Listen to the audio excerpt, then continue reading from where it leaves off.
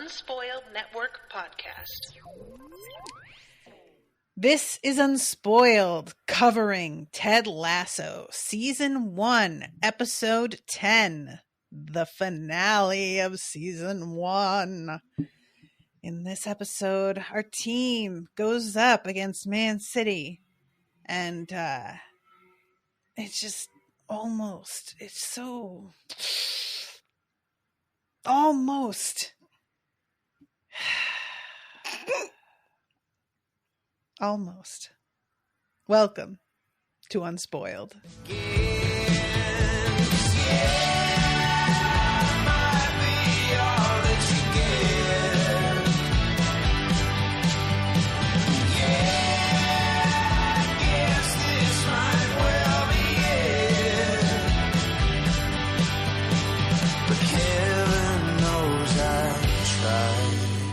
Welcome to the show, everyone. I am Natasha.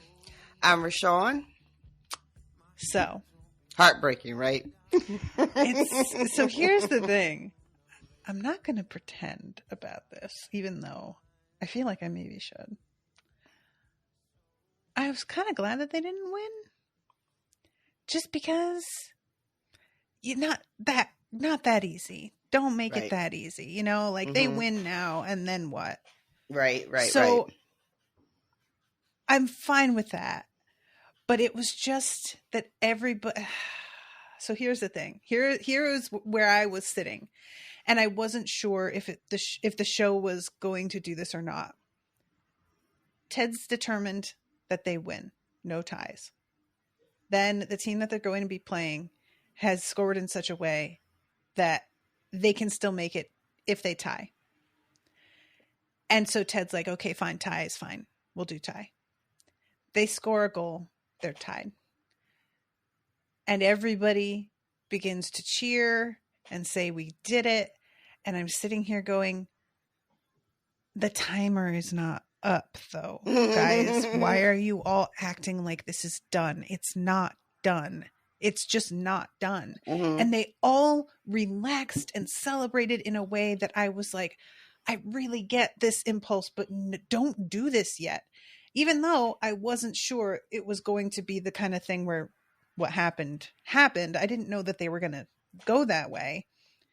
Having them not get relegated in the first season and having them be like still in the higher tier, but not having like won a championship or something, even though we learned championship means a whole different thing. Right. it would still have worked. But I just wasn't really sure the way they were going to go. And so I couldn't tell if I was being ridiculous, immediately going, stop celebrating. What are you doing? But then when they score, I was like, fucking see? Yeah. Yes. You guys, you just like, you took it easy. You did this. You felt good. And you like let your guard down. And that is like, you can't do that, man. Yeah. And, I was just so devastated because they got their hopes up so high. And that's the heartbreaking bit. Not that they lost, but how excited they were to just tie. You know, especially after Ted being so insistent that a tie is not what they're going for. Yeah. And then, I mean, like, it's important to understand, I think, as the audience, especially if you're someone like me who doesn't really follow football in that way, the sort of excitement at just being sort of safe, you know? I know that, and the other thing someone pointed out to me, I remember when I was watching originally, and I was, you know, hanging out in all Ted Lasso groups and everything, someone made a point that generally soccer is considered boring here in the US. And one of the reasons it's considered boring is that it's generally very low scoring games. Yeah. You know, there's not a lot of like heavy scoring action. So the idea that you could tie the game that late in the game is a very good chance that the other team won't have an opportunity to score because there's not as much time left. And usually it takes, you know, a lot of time. And so I was like, oh, okay. Yeah, I didn't know that about the sport. So, okay, I guess I can kind of see why everybody celebrated so much, because it's, it's unlikely to have the other team respond so quickly with another goal. No, I don't know how true that is, but it's true. It's definitely true. Like, I get it, but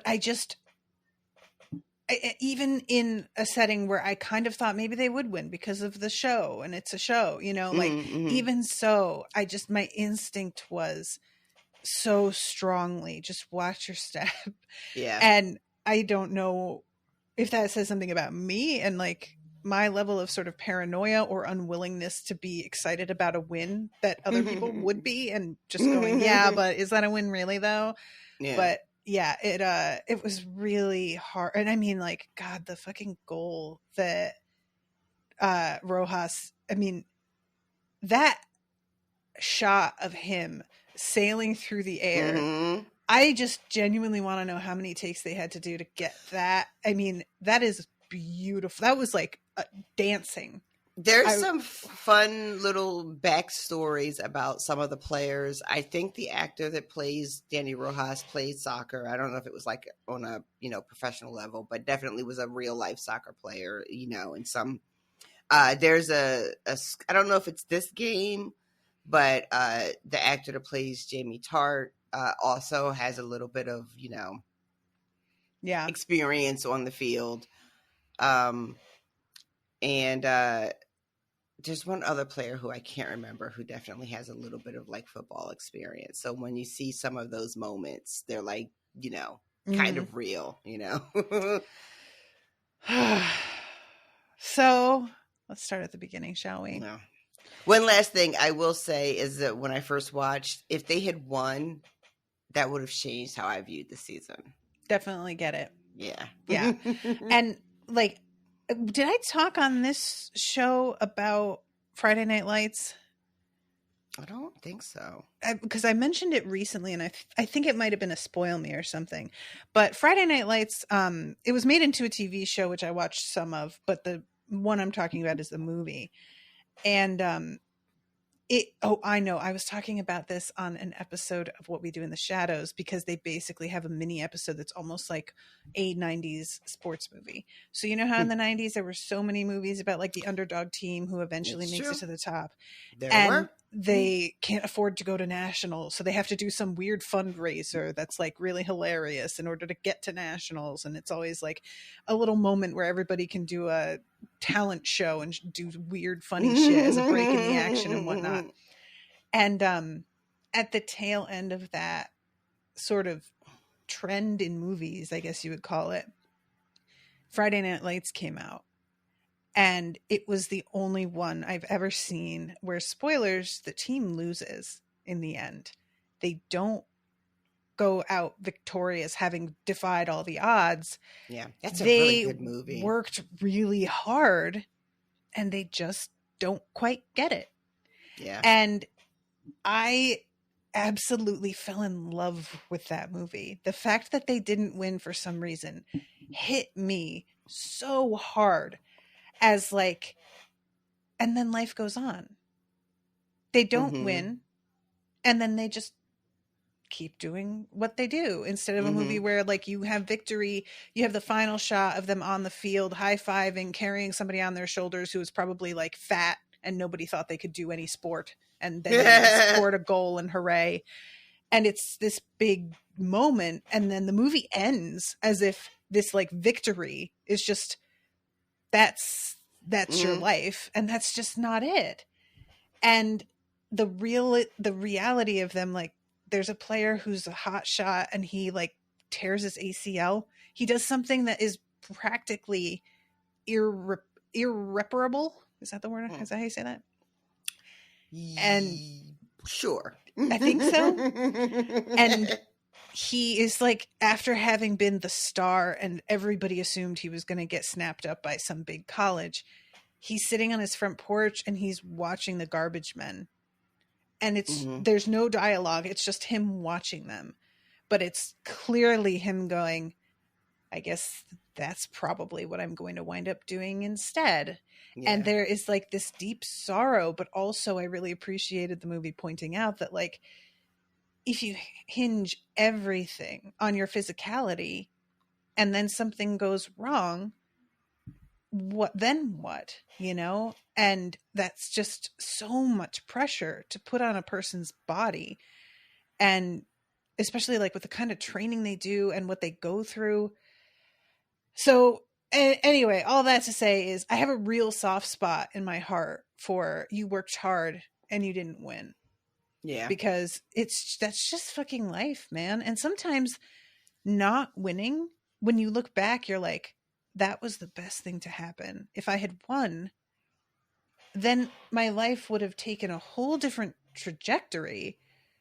But losing made me kind of step back and reconsider some things that really got me where I am, you know?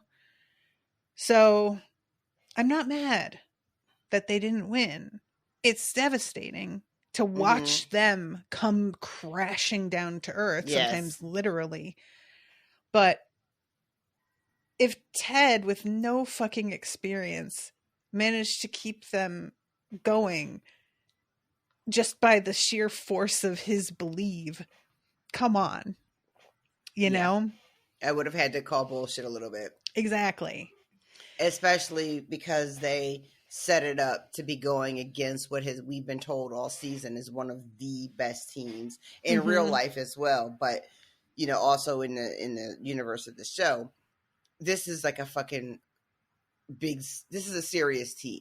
Yeah. You know, I mean, we see Beard and Nate both being like, yeah, we can't beat them. Like, that's not even like an option.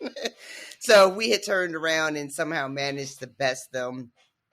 Yeah, it would have been like exciting to see everybody happy and like a high note to end the season, but I think ultimately it would have been a disservice. Yeah.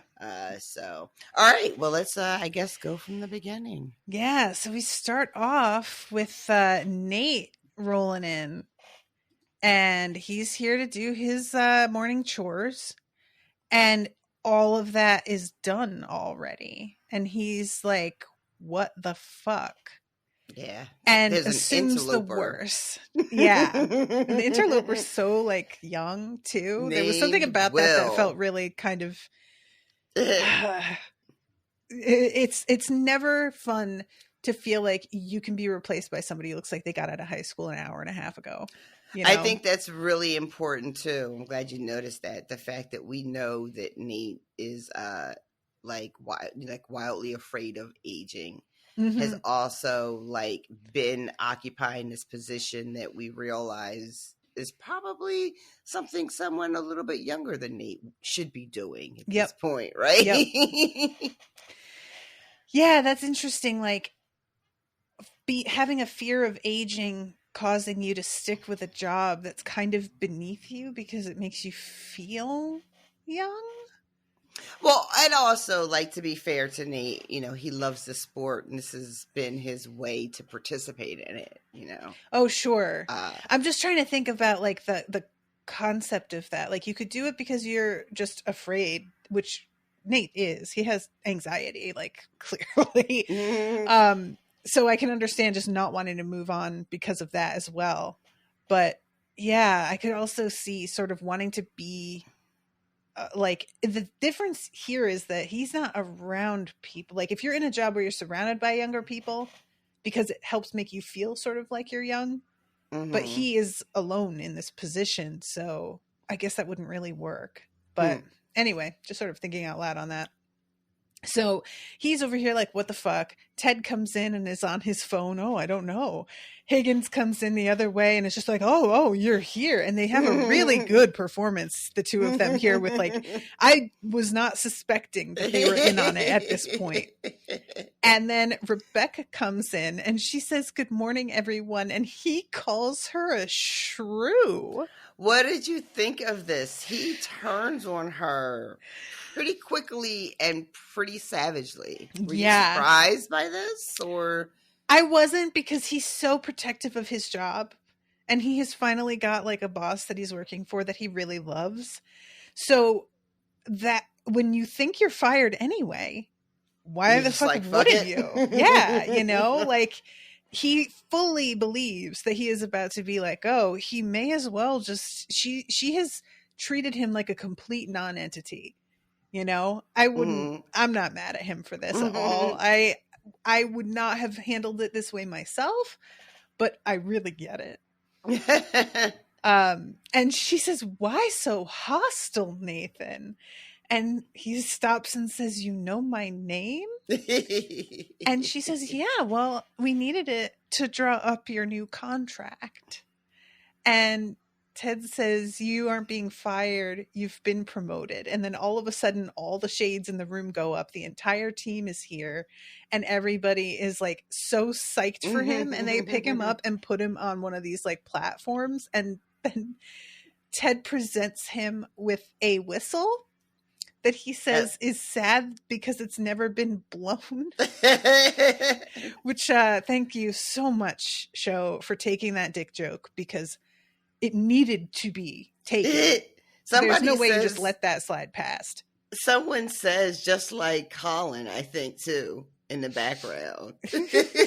Or maybe it's Nate that says, oh, is that why Colin's so sad? Or something like that. Oh, yeah, it's Nate that says that. I thought maybe you were saying that somebody in the background, like, whispers it before Nate even says it. But no, yeah, it is Nate. And then he just blows the whistle really hard, and everybody's like, dude, no, what are you doing? Why? That is not for inside.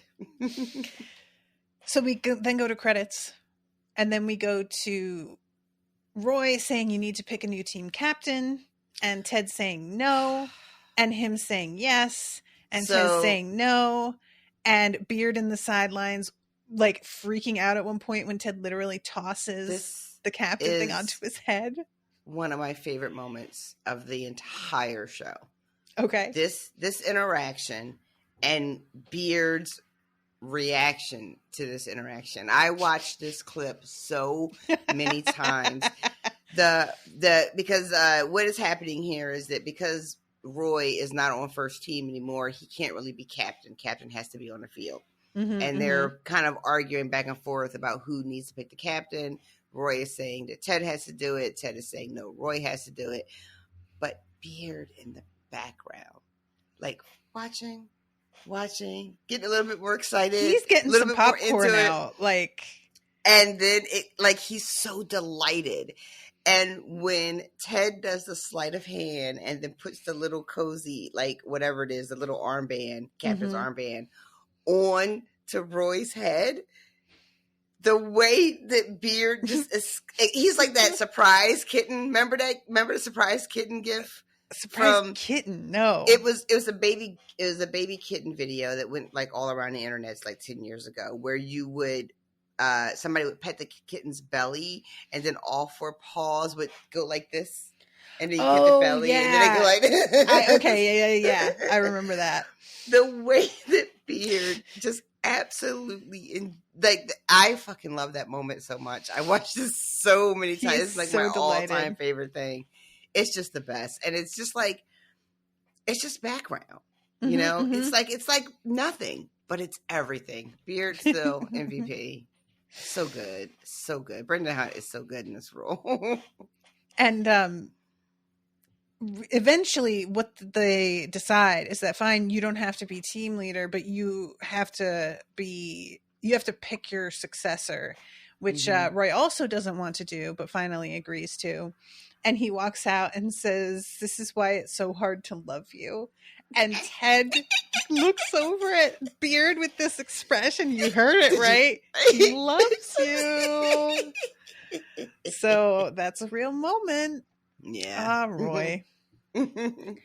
So he says at the start of the next scene, team, here's the unskinny bop.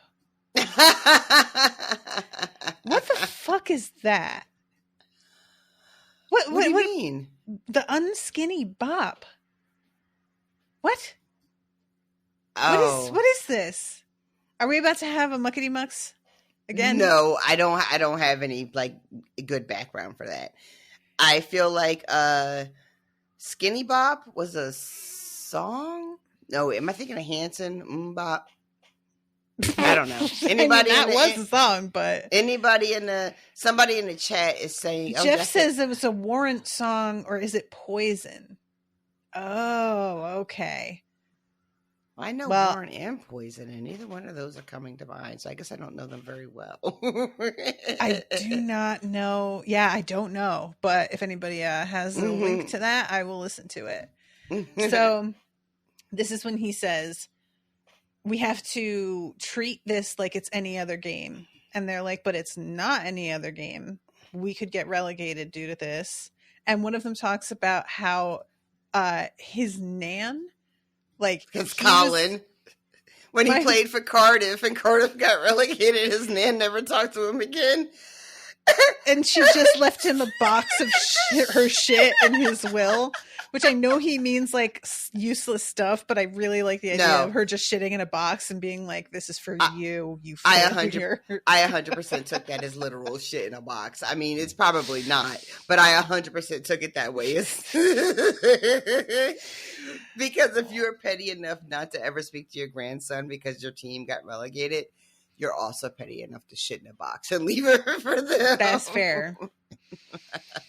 I love too this sort of conversation about relegation and when they're asking what happens in U.S. sports, because the way that Ted and Beard have to explain it really puts into clear relief how ridiculous our system is. all of the systems are dumb. In my opinion, I'm just going to say this. Sports are kind of stupid, and that's fine. Everything is kind of stupid when you really like step back and look at it. All of the things are. Yeah. But there, like the sadness of the American system and just sort of like going through the motions and acting like it's just fine. That feels so American. Just to be like, really yeah, we're really not going to like acknowledge the fact that there's no point to you anymore. And we're going to make you like play it all out like it's fine when really there's no point to any of this. And then the British system of being like, you're not in the top thing anymore. So we're going to just basically say that you're like kind of not really even a team. Yeah, like, you're just good. We're going to demote you. And I want you to carry that shame as you play through the entire season, trying to get back up to the league that counts. So, and one of them says when clubs go down, teams get broken up. And I was just like, that was the part that made me kind of go, uh-oh. Yeah. Because I can deal with them being relegated if they're still a team. But if stuff starts to happen where they begin to like bounce up out of here, I'm going to be really sad. And I have to imagine that's going to be part of it. And that's the bit that Beard was talking about in the last episode when he was talking to Ted about how relegation has real consequences, you know, and how, you know, everything we've done here won't matter, you know, all of our hard work, you know. Yeah. So that's I'm going to stop and ask you periodically through this for next season sort of predictions. So now that we know at the end of this episode that they lose, so we know that means they got relegated.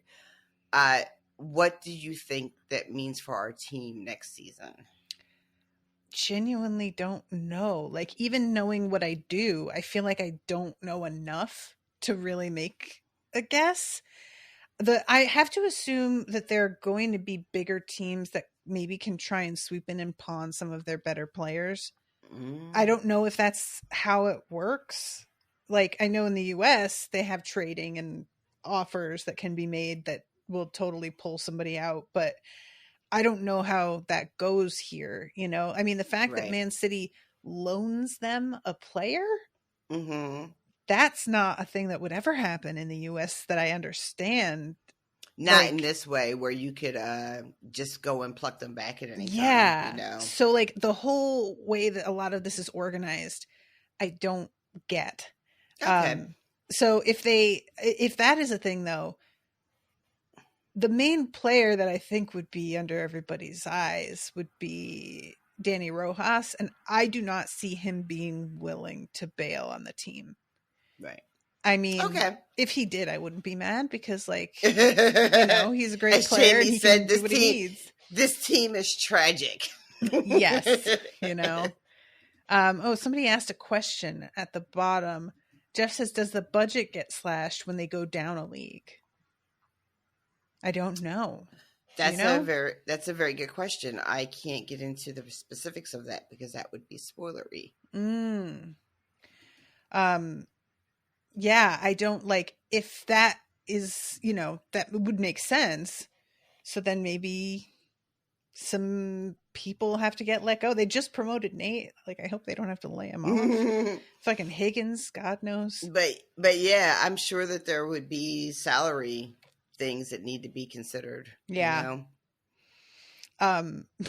Which actually could be a really rich source of comedy if you decide to zero in on, because that's part of the fun of Community is this sad little community college that has no money and all of the sort of pitiful things they have to do to get by because their budget is nothing. So having that be a factor, while it would be hard to watch, would also be kind of amusing depending on how you decided to play it. But yeah, I just don't really feel like I know enough about this and how it works. Whatever happens is likely just going to be a big surprise. So yeah, they have this meeting, him and Nate and Beard. Well, first he's at the bar and he's with Beard at the bar, talking about the way that things are set up. He says if the Premier League is the best, then there's the league right below it called the Championship. So Championship, I said. Oops, I meant ship. But wait, I'm fine with it. Did you skip the bit where Nate is leading the team and shows him the video of Jaime? The team meeting. Oh, you're right. It's this scene. It's such a short moment that I did skip it. And it was I completely missed it. It's just a really quick bit where they're showing motivational footage, the team, and it ends up being Jaime as a Man City player talking about Richmond. What is going on with Jamie's with his hair, right? Seinfeld when he has the bad barber when hair. He has the bad haircut. Which, to be fair, it was better than his actual regular hair that he seemed to really want back for reasons I still don't understand. What, Jerry's haircut? Yeah, Jerry's regular hair, that big fluffy mess that was blow dried out. It was because it was thinning, so they were trying to give it some volume. It didn't work. It just he had a cotton candy thing happening there. He has to sneak around with Enzo.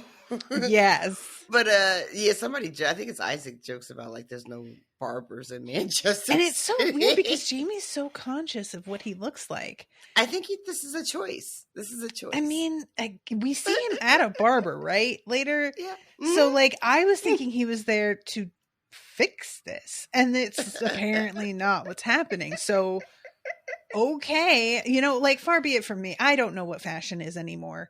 I see the kids with these flat top practically things going on again. Have you seen this? And the perms, it's been such a thing for dudes to perm their hair and bleach it. Dudes are perming their hair again? Yeah, and it's quite a look. I am so glad I'm married. I could not be out here single trying to meet new dick.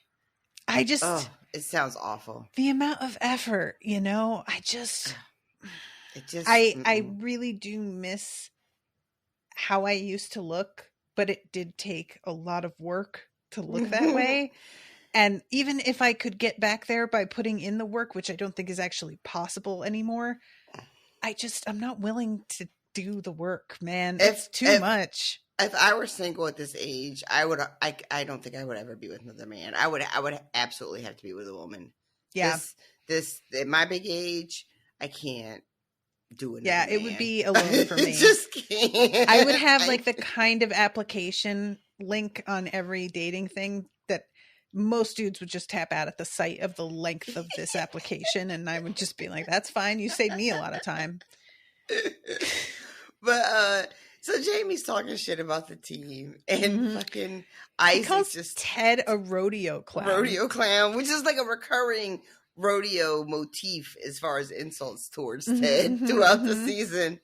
And then fucking wait. Oh. He says, Sunday, I get to put the final nail in the ashes. Instant caramel. Instant caramel. It's going to get you. Oh my God. I love characters who constantly misuse words and idioms. Like, that's like a fucking favorite of mine. And I know we've had that a little bit with Jaime, but this was so many in a row. It's a lot in one, right? Yep. Oh man, it's so good. I'm so glad you pointed that out. The instant caramel. I said that for 3 months after this episode. I was just dropping it in everywhere at work, waiting for somebody to get the joke. Nobody ever got the joke. They just thought I was fucking full of shit and no idea what I was talking about. But it's so fucking good. There's the podcast that I listened to, Complete Guide. One of the co-hosts, he kind of can do this a lot. He'll misspeak. He'll get idioms wrong, or he'll use a word where I'm I know what word you want, and it sounds pretty close to the word you used, but the word you used does not mean anything like that. It's just that it sounds similar. And he's a writer.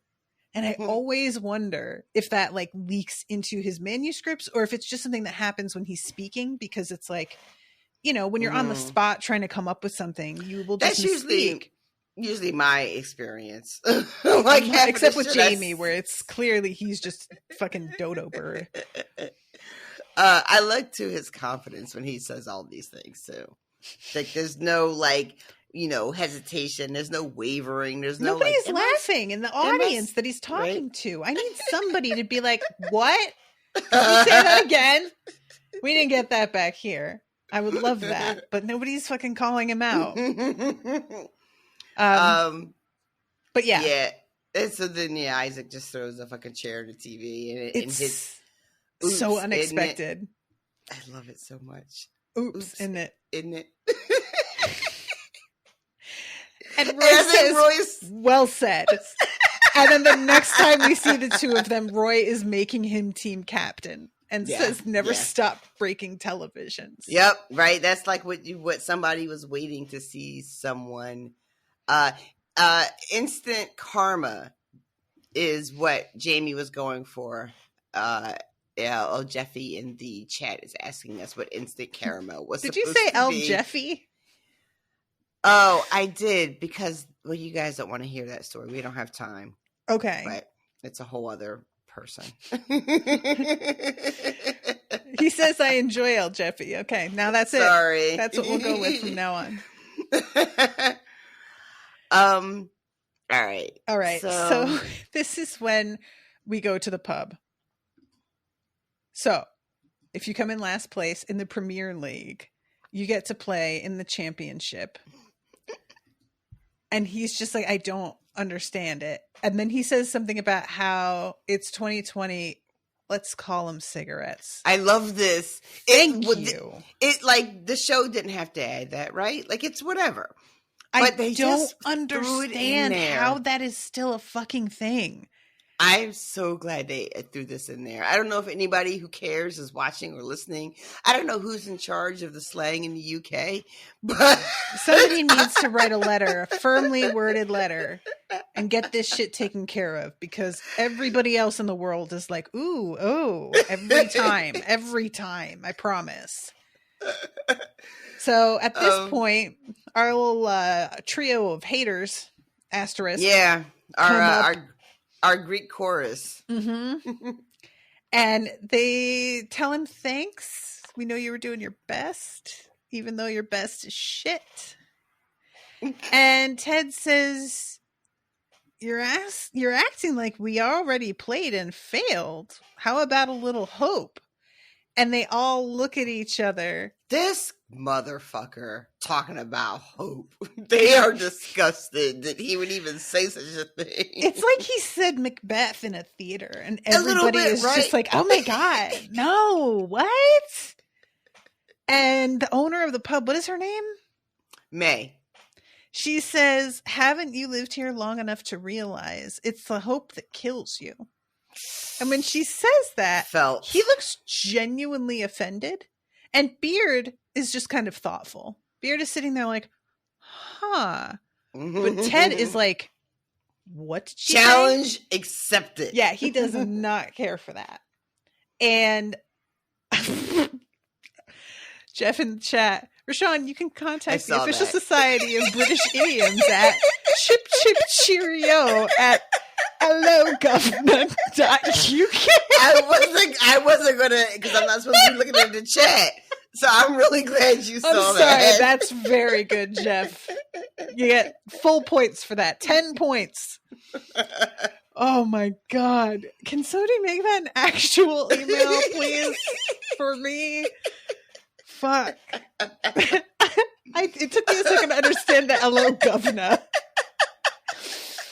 There is this like joke that's for some reason in this fucking Seinfeld shitposting group I'm in.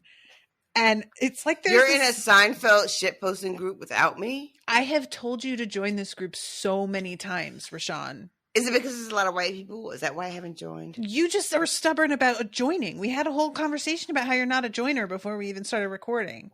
That's true. I am stubborn about joining. It's called Seinfeld soup posting.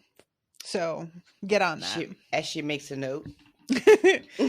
But there's like a kind of minor war between Americans and Brits within the group, and every now and then somebody will post something with like British subtitles to it that is fucking incomprehensible, and that shit makes me double over in laughter. I don't know, it ties in with my deep appreciation for words that are slightly mispronounced as a joke, which always gets me. Like, it just gets, I don't know why. I think it's partially the unexpectedness, because if somebody slightly mispronounces it, it means they were on the right track initially, and so it comes as a real surprise when the like last syllable is way off. Ladies and gentlemen, the secret of our relationship has just been explained to you.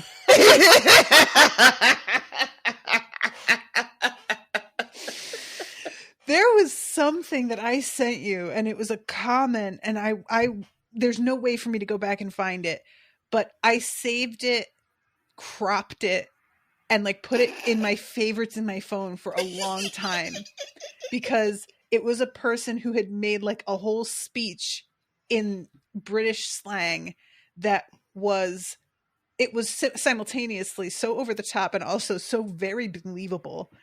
And I just love this shit. I love it. It's ridiculous. Anyway, okay. Hello, governor. So he says, text Nate to come over, and we have their little moment, and Nate says it's hopeless. Yeah. They're all brainstorming at Ted's apartment. I love this ongoing joke with Ted's neighbor, Mrs. Shipley, who is not here for too much noise after a reasonable hour, and he has to keep yelling upstairs at her.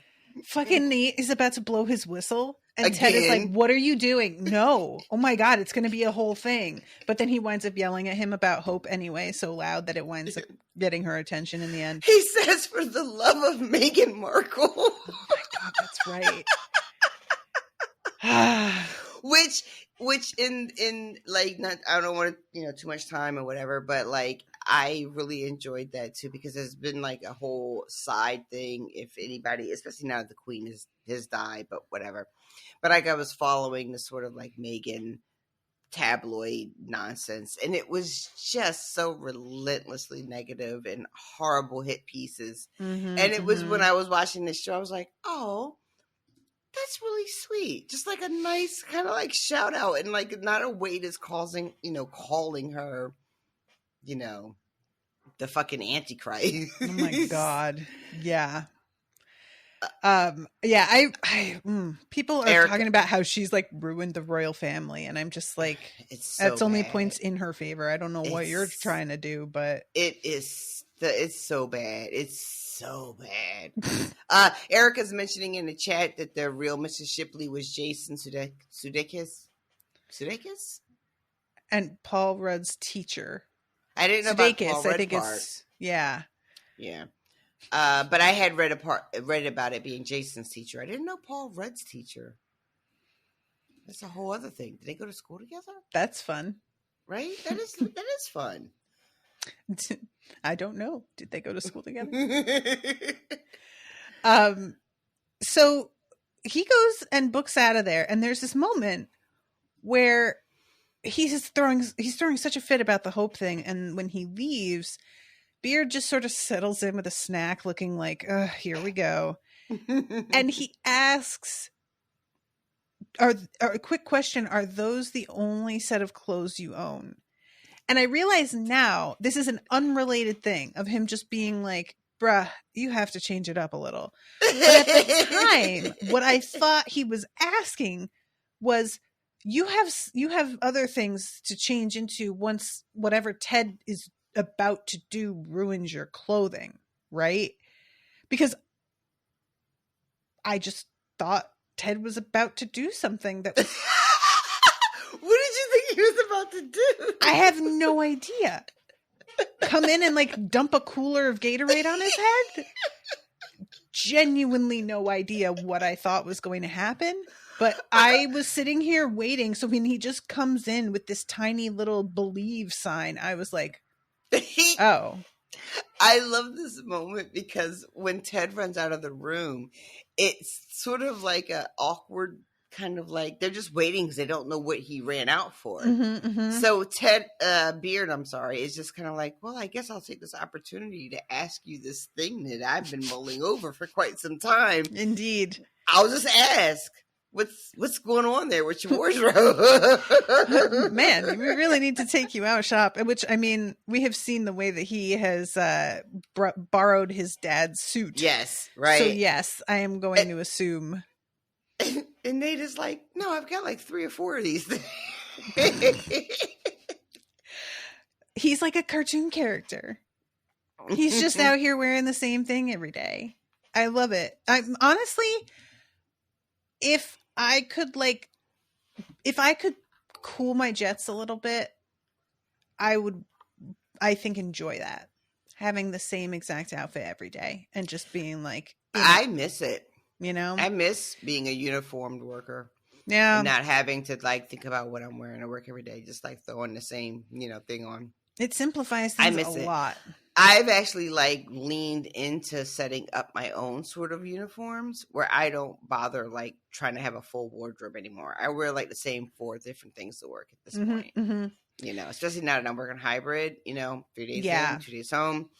I have like 5 outfits that I just recycle for work because and there's also like the aspect of shopping is so tiring and so hard. That if you find something that fits, buy it in 4 colors. It's demoralizing. It bums me out. So yeah. I very basic shit, and I swap that shit out. Black pants and 3 different blouses. Yes, that's what you're getting. Yep. So all right, this moment he basically like hammers it into his head that I have this in front of my face every damn day. We have to believe. And Beard starts sort of taking his side. And Ted he says, what is it that he says? Oh, I guess you're another, let's see, beliefs can't score goals. Well, hello, Nelson. Let me introduce you to another Nelson right there.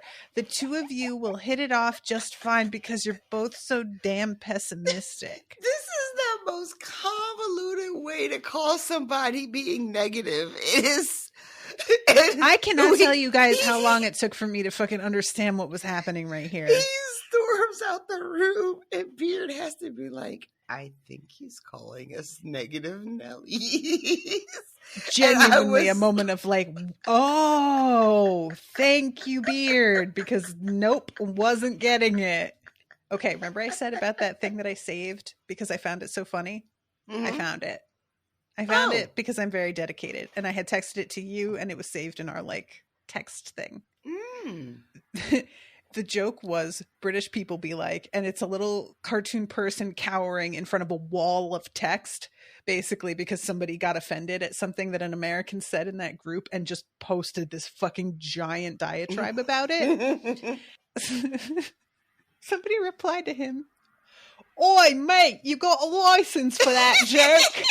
Got it have to bring you into your scrambly boondle, in parentheses, prison.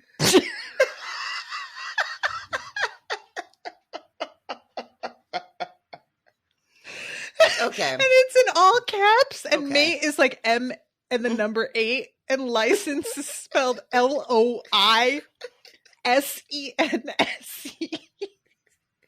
And it's just, you guys, I laughed so hard. I laughed so hard that I was like crying. So I'm sure that was not worth it at all. But I just had to. I had to share that because it made an impression on me. All right, we really need to pick it up because we are so behind. All right. So we have this like collection of. First, he goes and meets with Rebecca, and he doesn't have the biscuits for her, and he is obviously just freaking out and needs a little bit of like bucking up, I suppose. Something. He needs something. And what she she running offers... out of there and like jumps against the door for a reason and like fall. I don't know what he was going for, but he didn't get it clearly. Rebecca recommends to him that maybe he should think of his disadvantages as advantages, right? Like, how can we take what we are lacking and turn it to our advantage? She says there's a Dutch saying, to which Ted is like, I don't speak Dutch. To which she is very calmly like, that is why I was going to say it in English. That is an underrated joke. Oh, Ted. But basically, she gives him the idea that chaos could be his ticket. Yes. You know, take everything that he doesn't understand about the game and use it to his advantage. And there's definitely some truth to that. Like, people who are not part of a thing, a particular skill, who then start to pick it up, can sometimes come up with these great ideas because they are not hemmed in by what is traditionally done in this like type of art or type of, you know what I mean? We have taken what she's talking about and made it into a really gross thing that's overused, in my opinion. We call it thinking outside of the box. Oh, yeah. I am not a fan of that. I don't like when people say it to me. I don't like when people ask me, how do I think out of the box? What about thinking outside the bun? Ma'am. I mean, that one's good. That's about Taco Bell. So I'm always all right with that one. But, ma'am.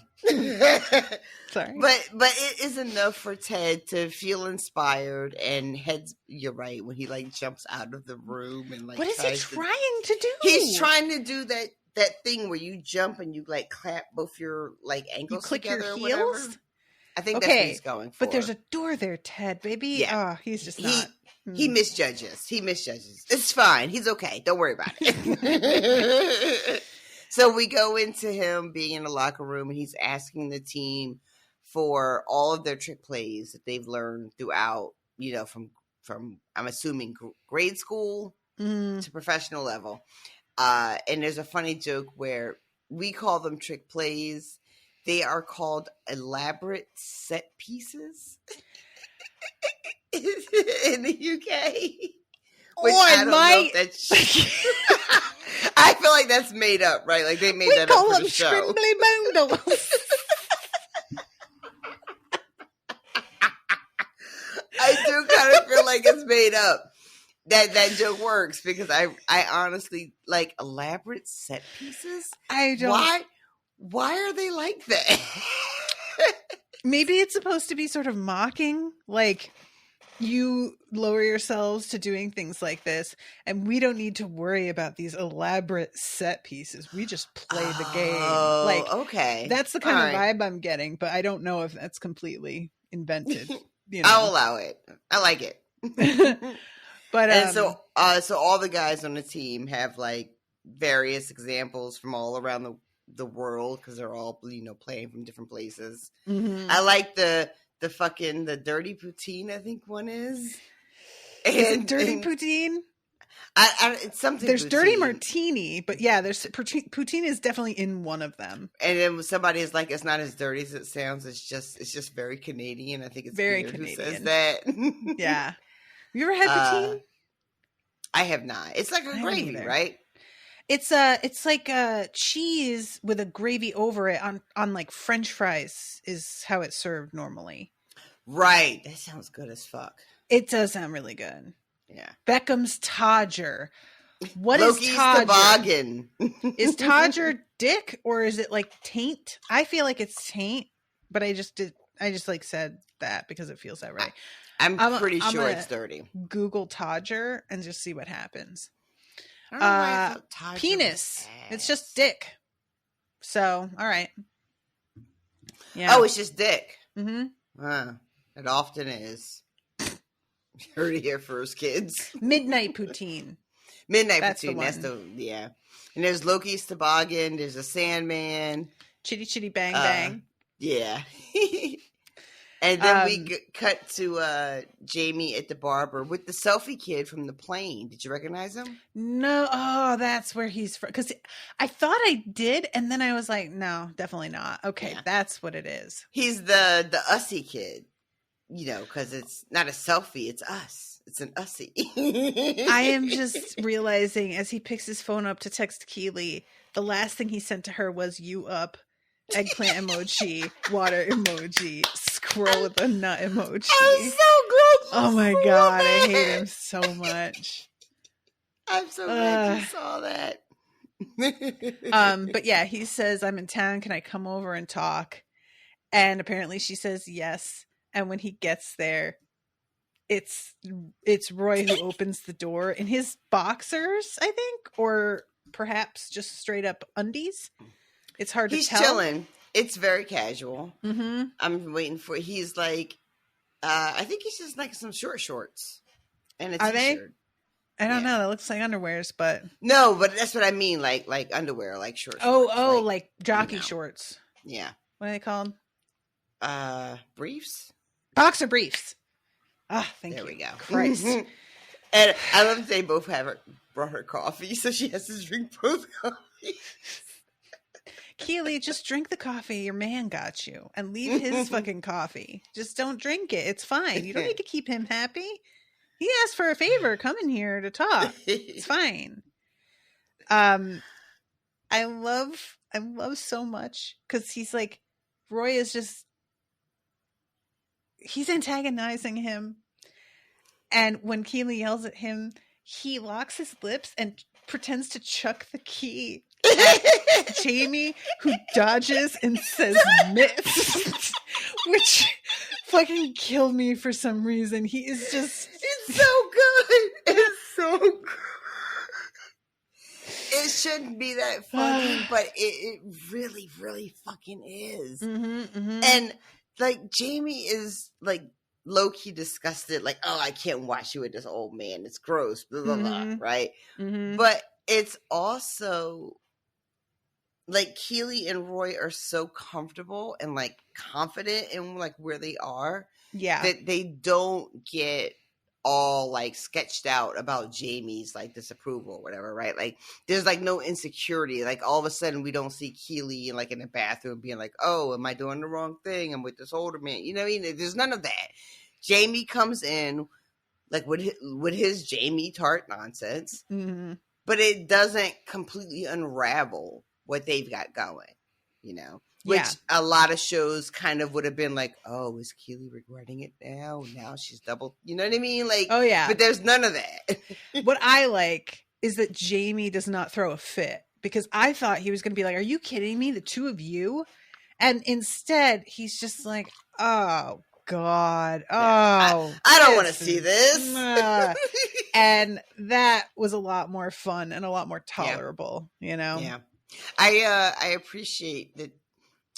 The Jaime Tart character for this first season, you know, he is our clown. You know, he is our kind of our fool. Says things wrong, gets things wrong, fucking calls shit instant caramel. You know, you want to really dislike him, and he gives you reasons to dislike him. But they also managed to do this thing with this character where it feels like you're never like 100% writing him off. You know what I mean? Disagree. You disagree? You feel like he's 100% written off? I'm done with him. Bye. I felt like they left room for this character to be more than what we thought we were getting. They left room, but I don't care. And if they do something, it's fine. But I am not particularly like, if I'm asking for more of any character, he is the very bottom of the list. Yeah. Absolutely. Well, okay. Last. Well, let's keep moving, because when we get to the end reveal and how the game pans out, and we get that very important situation with his father at the end, I really want to hear what you have to think about that. Yeah.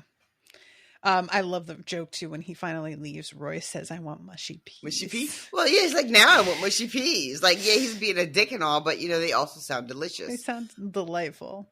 Mushy I love when peas are somebody never like delicious. mocks you for something and they really think they've gotten you, and you're like, no, actually, yes, that's true. People would be like, yeah, well, you're fat, and I'm like, yeah, it's oh true. my God, what? I like cake and ice cream. Oh, you really got me. Ooh. Whoa. So he has a little moment with his son checking in. He's trying to talk to him. His son totally checks out, draws a robot. I love that. He's like, how far did you get into any of this? Like, how far before? When did I lose you? This is like talking to Owen. And then we go to Keeley and Rebecca sitting together, and both of them being like much more invested for the first time in how the game goes in a way that's making them equally nervous. We have Roy handing over the torch to Otis. Is that his name? Isaac, thank you. Is there an Otis on the show? Did I make that up? I don't think so. I think you made that up. Okay. And we have Higgins showing up with his wife and 30 children. I love this. And his oldest is a priest. He's a cool priest, though. Wedlock. So his wife says something about it really gives you time to like check into the gray areas, which is pretty funny. I think we talked about this, but I want to mention it here. The woman playing Higgins' wife is his actual wife. Yeah, we did talk about it. Yeah, okay. So, yeah, basically just checking in with everybody that they're all hype and they're all focused. Yeah, they care, Like, it's important. Like, Keeley admits that she's never really cared about football all that much. She's kind of been faking. Keeley talks to Rebecca about, like, I really like that you fucking, like, give a shit. Like, this is really cool that you care. We have Higgins and his wife and all their fucking kids. Yeah. So it finally feels like everybody that we've known through the season is all like on the same page for the first time, like in a real way.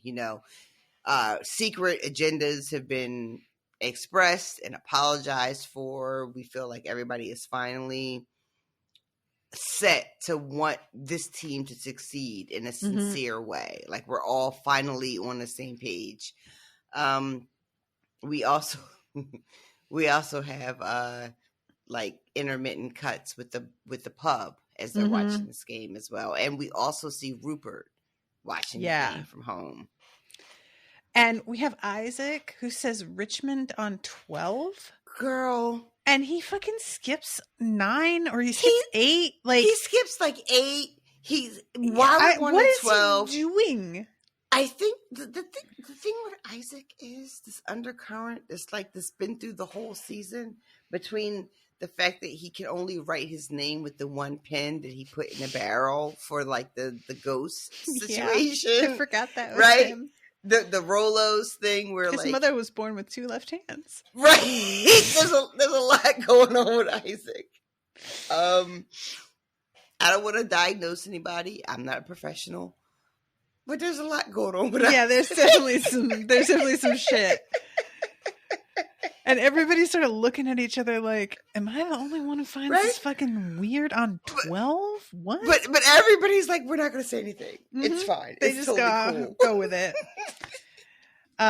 So we get to see a few moments where it feels like the ref is making bad calls against them, particularly. There's like more than one jump to the pub and jump to the announcers where both of them are like, what the fuck? And I don't mean to say that this is like, we're all saying the ref is corrupt or anything, but it just goes to show that they aren't being given a lot of slack in this game. I want to say that and people in the chat may correct me. I'm sure they will. But the announcers, I'm pretty sure, are actual like Premier Soccer League announcers, right? We talked about this too, yeah. So they, what they're bringing to the show, I thought they did a really good job because they're not like professionals, actors in any way. But I thought they really did, like when he talks about how to say Zero, and he's just like, no, I think it's right. I thought they did a really, really good job of like landing in this scripted comedy show as people who aren't like professional actors, and they really did add something, and I enjoyed them tremendously. And we have the thing where Ted is giving them the pep talk before they even go out to play. Yep. Do you believe in miracles? And I loved it as a line. I think it's Nate talking to Beard afterwards because he's like, "Is that a movie? Was that real?" And Beard is like, "Well, it's both." So we have a little bit more of the "I don't know what offside is" joke, which I am fine with because I still think it's funny. I could explain the offside rule to you guys as it relates to hockey, but I will not bore you. But I don't really watch football, but I think the offside rule is the same. I think the same sort of thing applies, but you can't be in the offensive zone before the ball or the puck is in the zone. Otherwise, you could just have somebody sitting by the goal waiting for a long pass every time. Right. And you can't do that. So you got to wait for it to get into the zone before you can get into the zone.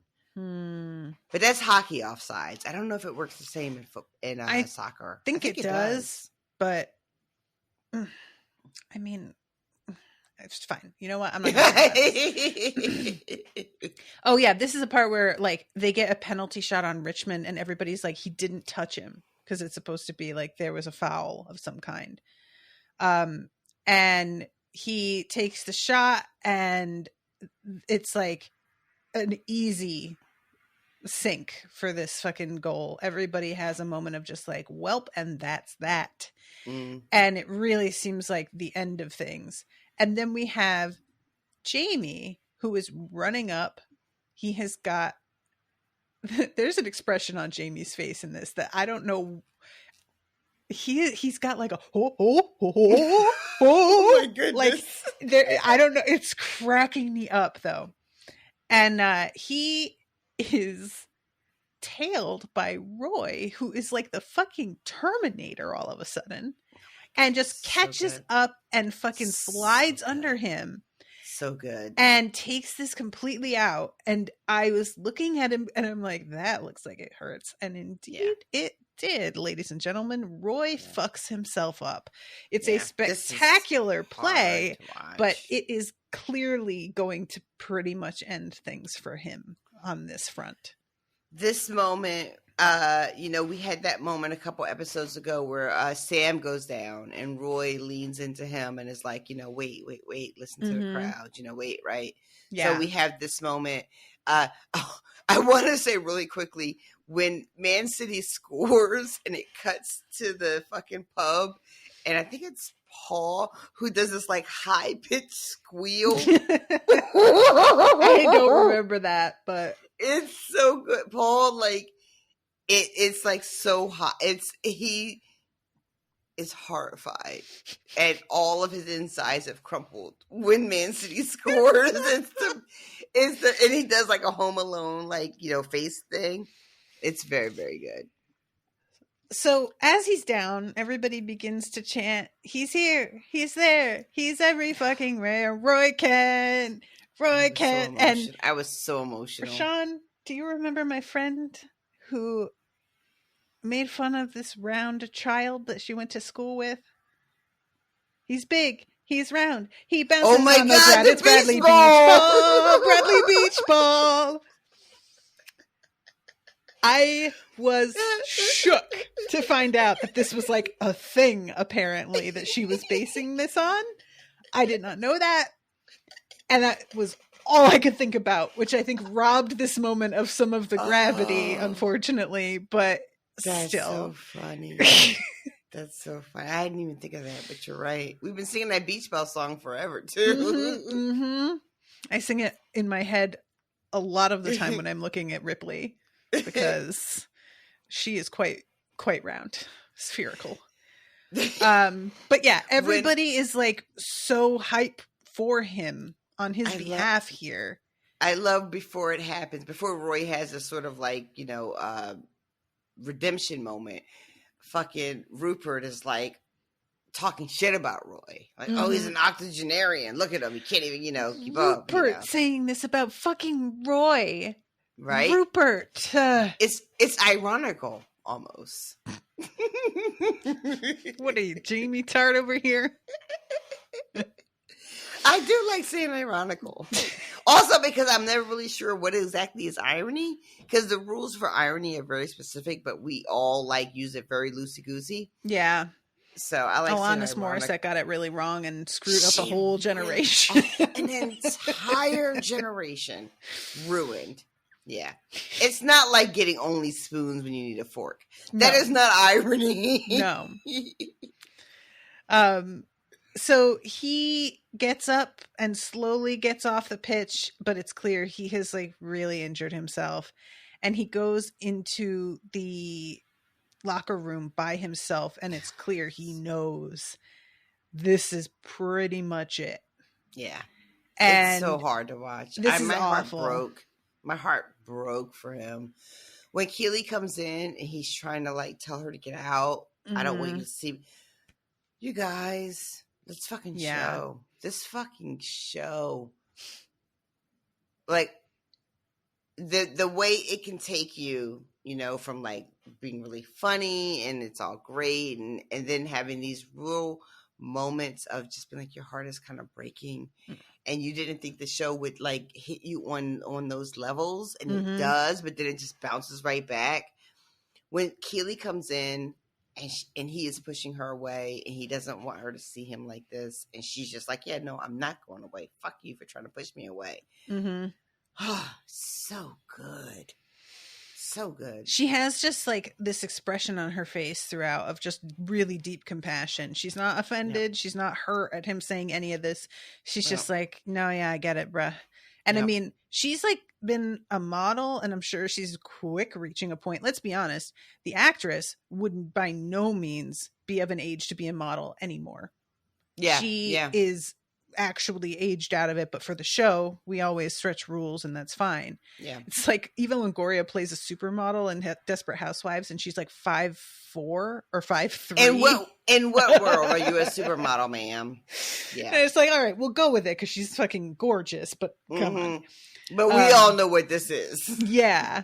So they both actually have jobs that are very dependent on youth and physicality, now that I think about it. And so she's got to understand some of where he's coming from with this. But she just sits, he says literally get the fuck away from me. And she just sits down and pulls him toward her, and he's crying. You can tell it's just, he did something that is incredibly, it's it's gonna go down in the books probably as such a great way to end his career. Yeah. But it's still the end of his career. Yeah. Exactly. What do you think next season for our Roy Kent? The thing that I would have liked would have been for him to be a coach or something, but we just promoted Nate. And if I don't see him getting something like that. I don't see, apparently there's the idea of budget cuts potentially, so I don't see them having the money for that. Do you think Roy would like to be a coach? I don't know. I don't know what Roy would like. He doesn't seem to like most things. Fair. So, fair enough. He likes being Roy Kent. That's the one thing we know, right? Yeah. I don't want to be just some jackass named Roy. What are you doing? Fuck all. I just like every time that I think, well, maybe he could work with kids, and I hear him go, "Let's go outside and have a proper fuck about." And I'm like, maybe not.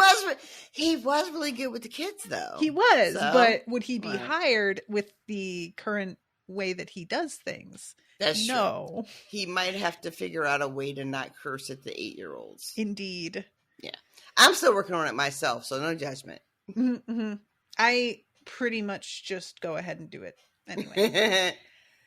All right. So we get to the next half, and this is when Nate finds out that Crystal Palace won 6-0. Nate has this moment of being like, that's the sound of 6,000 mobile phones going off. It's a very, like, a real kind of like, I'm clued in on a supernatural level. Because I'm a weirdo. I have no idea what their win by whatever number of points why that means that now they just need a tie. I don't care. It's fine. Yeah. But I just thought I should put it out there that I do not know how that works. It's really interesting that you can get news like this in the middle of a game and have it totally change the consequences of the game. It's really interesting because as a fan, we're all like on our phones. We get alerts for all the other games. I generally don't think of teams that are playing being keyed in that way. But it makes complete sense that they would be, because it is so important to what the outcome of their game would be, Yeah. So when Nate tells us at the beginning of this episode that the one way he can see the team progressing and not getting relegated is if this weird thing happens with Crystal Palace, where they, whatever happens and they lose by so many points, and then that allows Richmond to move up. It all seems kind of like, well, that's not important. Like, who's going to be watching that in real time? But then we have it happen halfway through this match where this like weird one-off has occurred that will allow Richmond to beat relegation if they get a tie. And we get to see like people in the audience have all their mobile phones go off. We cut to like the pub realizing what's happening. And then we cut to the team on the field being like, oh, shit. No, we just need a tie. So this is when, is it Colin who like goes down in spectacular fashion? Yeah. What'd you think? I had feelings about this, but they're not important, but I had feelings. This is one of those things where part of me is just like, man, come on. And another part of me is like, you know what? All's fair, I guess. Fine. Like, it appears that there were some bad calls made against their team earlier in the game. So it feels like this is really just evening it out. But having been very outspoken about these kinds of performative falls earlier, I feel like I have to shenanigans. Indeed. The way he takes the fall and gets the call, I was like, yeah, that's how you do it. But then he hops up and it makes it very clear that he wasn't injured. And I was like, oh, that's shady business. Why would you do that? Struggle to your feet and gamely soldier on. He literally jumps up and propels himself like he's on springs 4 feet into the air. He's just like, look at me. I just lied about being injured and getting fouled. And again, the few professional sports that I watch, you don't do that. If you like take a dive and you milk it to get the call, that's fine. But you milk that shit all the way to the locker room. You don't like just jump off. You got to keep your performance going. You committed to that shit, and that's going to be what your day is now. Exactly. It's like getting sick and getting out of gym, but then they see you like sprinting to lunch. Can't do it. you're sick, you're sick. That's amateurs. That's amateur hour. You got to work that shit all the way through the whole day. Oh, you saw me 2 hours ago? I'm still sweating. I don't feel good. My stomach is a mess. I'm all clammy. This is why when you call out of work, you got to like be careful what you put on Facebook, who's your friends and shit. Just be, it's a real fucking thing you got to worry about these days. Today was a national day without us, and even though I meant to walk out, it just wasn't built, wasn't happening for me. But what I did do is I said I was sick, and I left work early. Nice. But then I kept my ass off Facebook. I didn't go on Facebook telling everybody how I said I didn't feel good and I left work early. Oh, man. So then we see them doing the Lasso special, which is apparently we're going to play it like it's American football for a minute, which is just a good way to completely confuse all the players. And will also confuse me, for the record, because American football is baffling to me. I have never felt so seen. I do not understand American football. It at is all. Nonsense. No matter how many times people try to explain it to me, I do not get it. Nope. American football also does this weird thing where if you try to watch a game, it doesn't matter what the play is, what the teams are. At the end of every play, everybody celebrates. Both teams celebrate as if something great has happened. It does not matter what has actually happened. Both teams are like, did you see what I just did out there? That shit did you see it? It was great. I just so did the best boring. thing ever. Like, I get that like the deal with soccer is boring because it takes a lot more to score and there's no breakups in the game. But football is all recollecting, getting organized again, and then stopping, and then recollecting and getting organized again, and then stopping. And it is the most it's like being stuck in a traffic jam where you can't just park and just get up and walk away and leave it all behind. So you have to like leave your car idling and like tap the gas, but you have to be ready for the break at any second. It's just so annoying. I hate it. I do not get it. No matter how I was watching recently with my family and my in-laws, and I like realized that like all the lines I was seeing on the field weren't even on the field. They were just like lines that like they just project put onto in. Yep. And I cannot express how boring American football is. Yep. And like George Carlin ruined football for me when I was very young, and it's not my fault that I don't understand it because he just like laid out what it was. And football is like a weird American version of like war, Oh yeah. We're just going to try to gain yards. We're going to just kind of like inch into their field, and then they're going to push us back, and we're going to. That is not sports. I don't care about it. Truly do not. Yeah. There's been like a couple times where I've been watching football just because it's on, and there's been like a play that's exciting, and it's always an incredible moment because nothing has happened all day. So of course, when something happens, it's a big deal. But like. Yep. Anyway, we got to stay on track. Okay. So they confuse this other team very successfly because of this weird fucking play. And then they do, I should mention too, earlier they did the like Sandman. Which is when there's like a 3 fake out, which was really fun to watch. That was almost awesome. Got it. Oh, so close. It killed me. And we have this moment of Sam passing to Danny, and Danny with that fucking spectacular kick. Yeah, it's very They good. score this goal. Everybody loses their minds. I'm over here like, can we all just chill for 1 second? And then all of a sudden we see Jaime come in and he passes. He does the thing he didn't want to do. He does the extra pass. And gets it in. And extra fucking everybody pass.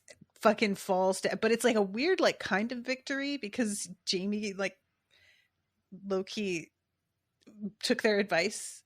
And that's how he wound up winning a little bit. Yeah, it's the extra pass that Ted drilled into him that he wasn't interested in doing because he wasn't like a team player. It's all about him. Like when he like points at himself and says me, right? Literally says this. That sounds like a joke and it's not. Yeah, but it was when he was yelling on the field. And then we have him win the game for Man City with this extra pass, which there's no shame in it, right? Like, you're supposed to be a team player. You want your team to win. Like, it's great. It should be happy for everybody. And then we find out that it's not happy for everybody after all. So we see all of the, like, you know, Ted has his little press conference afterwards where he's congratulating Man City, and is like, yeah, this was a tough loss. We see fucking Rupert sitting there as his wife just leaves. Bex just leaves. She just doesn't even say shit. She just, I've done that. Just that's a good thing to do sometimes. And walk out and leave the room. Yeah. When the Flyers went to the Stanley Cup in 2010 and we thought they were going to win and then they didn't. Yeah. I just left the room and I was in a 1-bedroom apartment. Do you know how hard it is to leave the room in a 1-bedroom apartment? So he gets like an encouraging little text from his son with the robot. Yeah. And as he is having this like lovely father-son moment, he passes the opposite of this. Jaime is sitting on a bench, and at first, it just looks like he's alone. And Ted begins to open the door to talk to him and say something. And then all of a sudden, a cleat comes like flying up next to his head, like almost hits him. Yeah. And it's his dad getting into his face. Do you really think I would have come down all the way to London to watch my son pass the ball?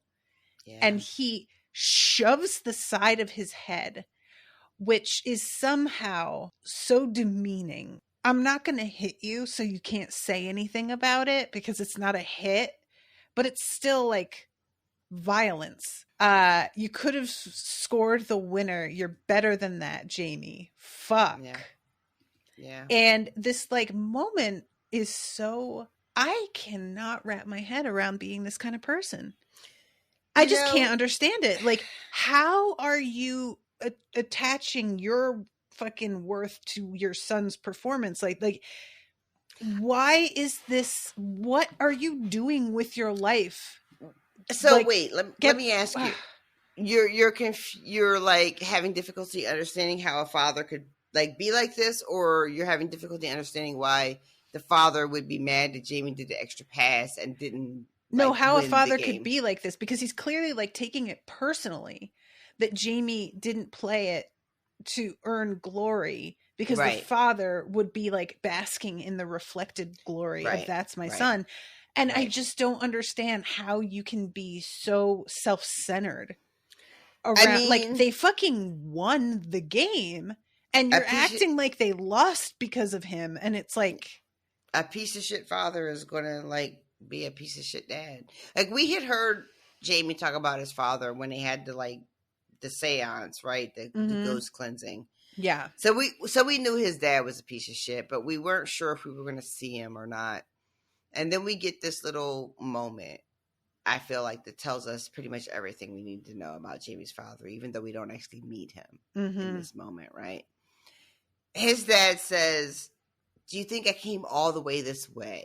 First of all, right? So now I chose to make this journey to watch my son be a professional footballer on the team that I love and support. But it's not worth it. It's not worth it unless you, right? And Jaime enabled them to win. Right? Like, he probably could have taken the shot, but it may or may not have gone in. We don't know. I think that the extra shot. Yeah, he like, that's the unexpected thing. Him passing surprises them. So and his father is not here for it. His father isn't here for just the team winning. His son also has to be the reason, like the star. So we get an idea that his father is clearly only interested in how his son can elevate him. Yeah. You know? And like, we've known from the way he talked that was the attitude this dude had. But I really thought he was like more subtle than this about it. And it was just sort of looking back that Jaime realized. And now I'm like, oh no, he's just saying it. And it's just like, he doesn't see anything wrong with that attitude. And I can't grasp that kind of person. Like right after the game, that they have won. Like, this is your team. Your team won. And this is how you respond to your child. Does this, and again, we haven't met Jamie's dad yet, but we got this moment. Does this like make you more sympathetic to Jaime? Does it do anything? See, the thing for me is not that I'm like unsympathetic. It's just because he has been so aggressive that I am sympathetic, but at this point I don't care anymore. Right. And that's just sort of where I wind up depending on like how a character goes, you know? Yeah. And like I said, I am open to some things like crossing over and changing with him, but it's not something that I think that the thing for me is that, oh, he's a douchebag and his parent puts so much pressure on him and is also a douchebag is a little bit played out. So it doesn't hit quite as hard because it can feel a little bit like just sort of cliche. Yeah. You know? My experience when I was watching this real time was that I appreciated the sort of additional context of like who Jaime is, right? And like how he ended up this way. But I was unwilling to just give him a blanket pass. Yeah. You know, just because your dad's a dick. You know, you're also an adult and you can make your own choices. Yeah. You know, but seeing this moment, and I'll tell you what struck me really was, and it was surprising. It was a quick shot of how small Jaime looked. And like, because the way we're viewing it through like this doorway, like a little glass, glass cutout into this locker room. And Jaime looks so small when that thing, I think it's a boot. It's a cleat, comes flying towards his head. And I really had a moment of being like, he looks like a little kid. This feels very much like I know he's a grown man, but the energy feels very much like a little kid. Yeah. And being like, oh, sometimes that shit does make you feel like a little kid, even that's though you're a the way it man. is to be around your parents. It's so weird. You can just be like, big age, and then you're around family and it's gone. Yeah. Your age is gone and you're a child, and it's like, how? And like, not to excuse Jaime's shitty behavior, but I, honest to God, that moment felt very much to me like he might as well be 8 years old with that man yelling at him like that. What always gets me with this kind of behavior, and I said this pretty much earlier, like, he isn't hitting him, but it's still violence. And like the chucking of the shoe right next to his head, it's, I would hit you. I would hurt you. We're going to get in trouble over it, you know? And I have done it. It felt very much like a reminder. Like, I have done that shit to you before. I have hit you before, and I'll do it again. And even if they don't, it's very clear what they're telling you. And this was kind of how it was in my house growing up. I didn't get hit, but it always felt like the threat was there. It always felt like, if you keep pushing me, you'll see. It was always this energy of like barely contained rage. Yeah. That if you push it, and the one time that I did push it, my dad broke a door in half trying to get to me because I got into the room and locked it. He literally broke a like vintage solid wood door in half, body slamming it.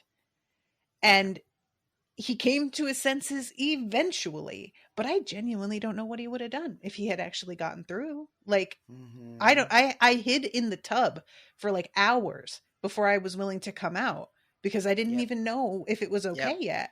Yeah. And this whole like That threat of violence. Yeah. And this is something that, like, the punching of the drywall sort of thing. Dudes are like, oh, I never hit her. No, but you made it clear you wanted to hit her and you were just hitting other stuff instead. And that's not better. Like, it's just you still having uncontrolled emotional issues and pretending that it's somehow better because I didn't actually hit you in the face. And that you're so lucky that I didn't hit you. Yeah. And if I another guy such would restraint. have. Yeah. Like, ugh, hate it. Yeah. So, yeah, he comes, and when he gets in his face, like, and shoves the side of his head, there was just, the whole energy of this felt so real. And Ted is watching, and he's so, like, he just leaves. Like, almost like, maybe I wasn't supposed to see that. There's a moment where they actually make eye contact that I didn't realize they had. I just, like, on the rewatch while we're talking, I thought he walked away without it registering, but he stands there and he makes eye contact with Jaime. Yep. Jaime sees him. Jaime sees that he saw that. Yeah.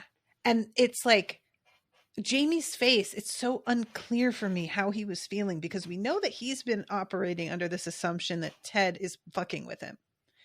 And at one point, Keeley has to say, not everybody's out to get you. Which is when Roy chimes in with "I am" and then locks his mouth up. That was underrated moment. But this, like, eye contact for a minute, I was sort of like, is he upset that Ted saw, or is he doing, do you see? Do you get it? Like, I couldn't quite tell. And Ted walks away, but there is a sense of Ted being like, now I get it, you know? Yeah. Then we go to the fucking locker room. They look like a fucking Renaissance Renaissance painting. The way they're all just like the Requiem. And he basically makes a speech and is like, "Yeah, look, this sucks. I'm not going to try and say it doesn't suck. There's nothing I can say to you guys that is going to make this unsuck. But we have to be able to move on. And I need y'all to step back and sort of appreciate that what you're feeling is being shared by 30 other people." Yeah. And that's a really lucky position to be in, that you are, like, going through this with friends and people who are supporting you. You could be going through it alone, and that's so much worse. And then he does the sort of like, let's give it up for Zorro. Who makes more who makes more saves than a Baptist preacher, gives Roy Kent a shout out for taking down his grandson. That was pretty good. And then he asked Sam about the goldfish thing, and we should just have a short memory and be a goldfish. And I think that's a good speech. Trying to be like, hey guys, buck up. Like, no, this is not the time. Eventually there will be the time for that, but immediately after, especially when they got their hopes so high, it's just not the time. It's just like this. It's okay to sit in your sadness. It's okay to sit in your disappointment. You know, we don't have to pretend like it doesn't exist. We can acknowledge it and feel it. However, we still have to move forward. And figure out how we're going to move forward, which is like, I'm not like a super positive person. It does not come naturally to me. Surprise, surprise, listeners.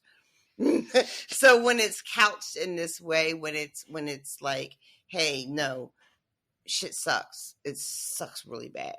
Yeah. But it doesn't mean that this is how it's always going to be. Resonates with me much more than a sort of like, oh, it's no big deal. We don't care at all that we lost. We're just going to like, you know, la la la into the future. Indeed. You know, so I'm not a big fan of la la laing into the future. Yeah. Oh man. And it really, like, I definitely subscribe to the fact that, like, failure can be a good thing. But you don't tell somebody who's just failed that it could be a good thing. Like, just gotta time that shit better. Like, don't come to me after I've just like fallen flat on my face and tell me how it was great for me. That's not what I want to hear. Oh, So And they then, have this, and then we have Beard coming up to Jaime after with an envelope. yeah. And it's so funny because in the background, there's a bunch of people who are like celebrating the win with these flares, kind of, it looks like, but it's just looking like there's a lot of things on fire. It really looks like there's a riot. And I was just like, reminded me of fucking Yukon. Do you remember that with Yukon? Yes, all the time. My God. Every time. Yeah. That was crazy. Yeah. When white people win a like sports championship, they set all that shit on fire. And it's not considered like bad behavior. The Eagles winning the Super Bowl that year. Listen, people literally on top of like phone poles. Drunk. I was here for all of that. But I did not condone it. So yeah, he gives him this envelope. Jaime says, "What is this, a love letter?" And then he gets in the bus and opens it, and it's a little note from Ted that says, "Way to make that pass." Yeah, way to make that a little pass. soldier. Yeah, and it is. I feel like even Jaime, who is not always like emotionally authentic and like in touch with his feelings, I feel like this mattered to him a lot.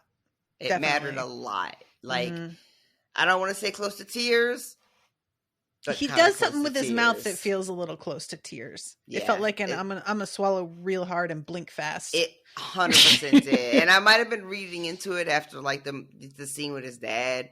But it really did feel like that was incredibly meaningful to him. Yeah. And like all through this episode, he's been doing that thing with like every time somebody talks about Ted, it's like fucking mind games. Like he doesn't understand, like he doesn't get like what Ted is doing. I wish so much that Rebecca had said to him, "Oh, by the way, Ted didn't send you off. I sent you off." It was the whole thing.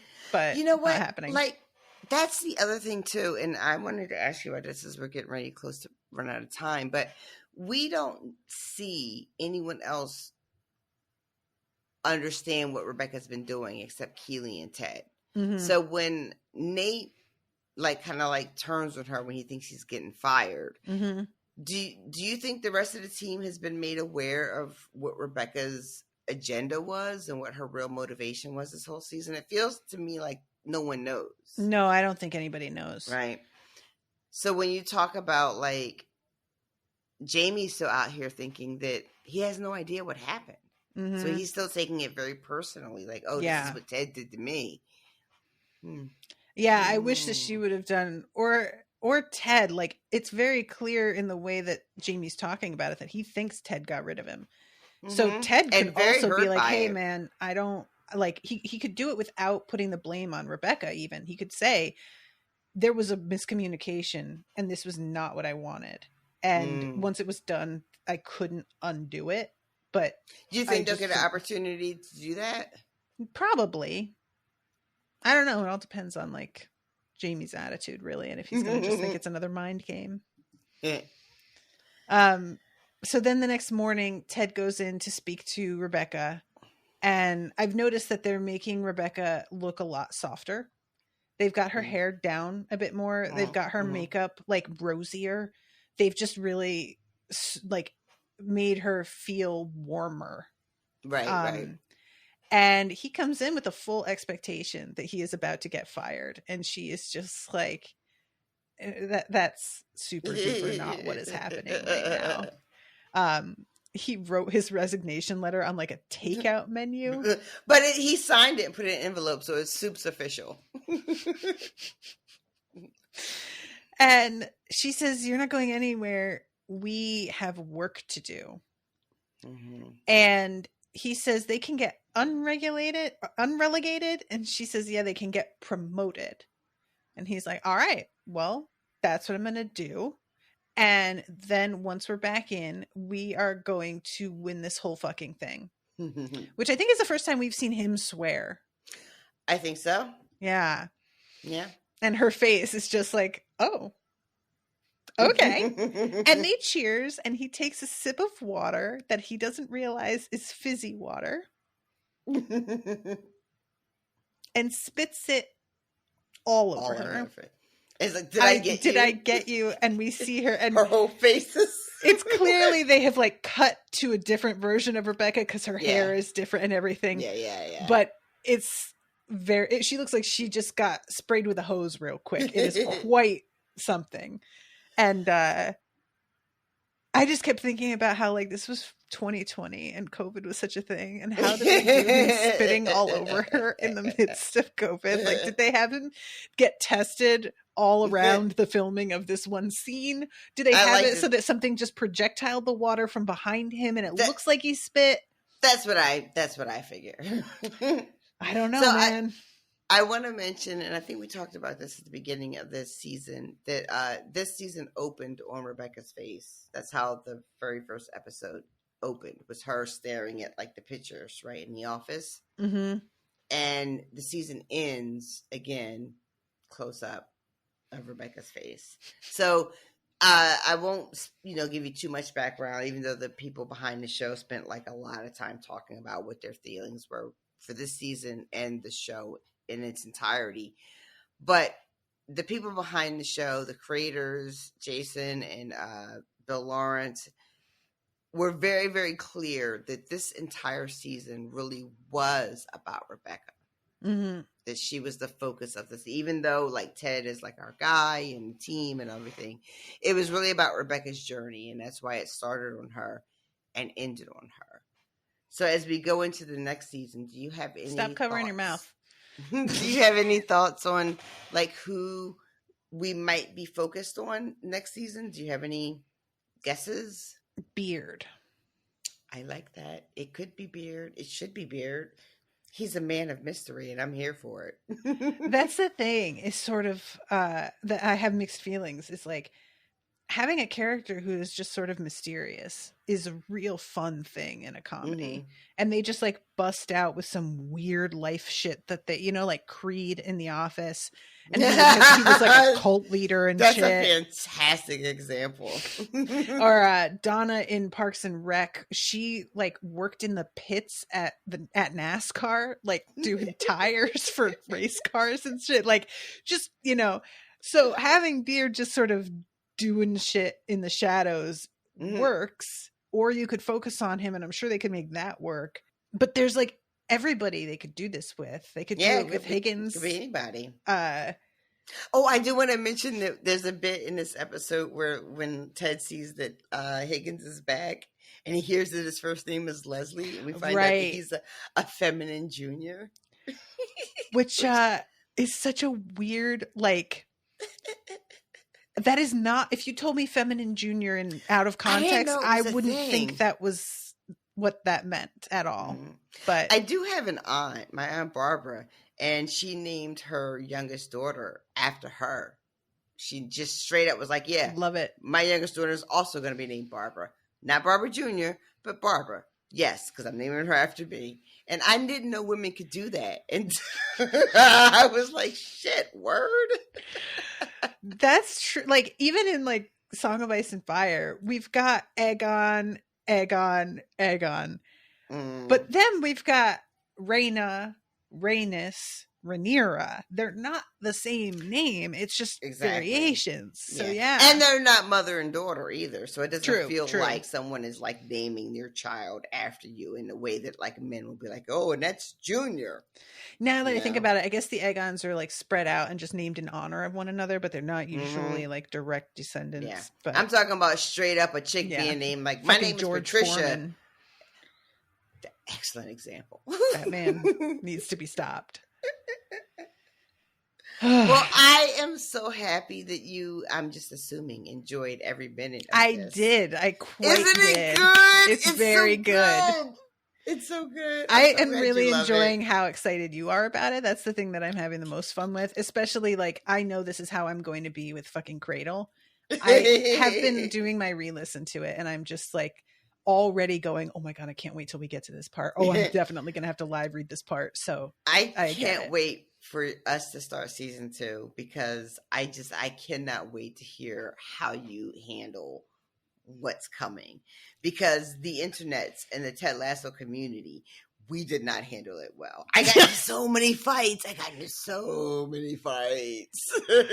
Oh man. I can't wait. I can't wait. I'm going to use this last minute to say hi to 2 new patrons. So, first we have Colin Krause and Meredith Liddon. Yay! Yay. I love this thing so much. Thank you all so much for being patrons. Those who are here in the chat are also patrons of the, I think it's the Spoiled Rotten tier, if I'm not mistaken, $10. So thank you all so much for your support. Really appreciate you. It's just delightful to have people really active in the chats. And what? You got 10 seconds. We got 9 seconds, and Natasha's birthday's tomorrow. So anybody wants to say tomorrow. Happy birthday in the chat real quick before we go? Say happy birthday. Bye.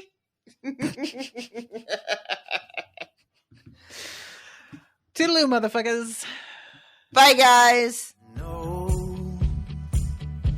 my hands won't be tied down, and I will not lay them down, 'cause I can finally see the truth. So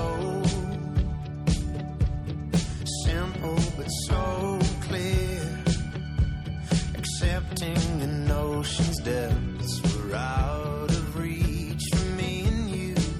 If you're coming up for air, breathing in, you know I'll be there when you first begin. And when everybody's telling us we have no time, we'll prove them wrong. That was an Unspoiled Network podcast.